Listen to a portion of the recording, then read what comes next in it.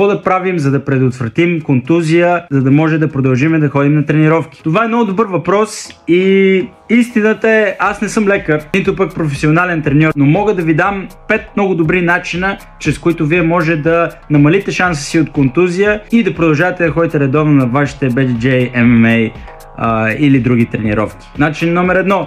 Фитнес. Доста хора ходят на тренировките си по джиу-джитсу, но не го комбинират с фитнеса. Фитнесът е страхотен, защото може да подобрите различни физически качества, като сила, експлозивна сила, изометрична сила, но една от най-добрите ползи на фитнеса е, че той е страхотен за превенция. Тип номер 2. Пазете себе си, както и другарчето си. Когато трябва да натиснете малко и да сте по-агресивни, бъдете, но внимавайте когато правите ключове, внимавайте когато правите тейкдаун, внимавайте особено ако правите лег локове. Тип номер 3. Стреч, разтягане, йога, каквото и да е, много помага. Оставям ви едно видео, което ще видите сега на дисплея. Може да пробвате това видео на Breathe and Flow. Стречовете му са страхотни. Това, което ви показвам е 30 минути с много различни стречове, които са специално за бразилско джиу-джитсу. Тип номер 4. Масажи. Масажите са страхотни както за възстановяване, така и за превенцията от травми. Ако сте от Пазарджик или София и се чуете при кой да отидете,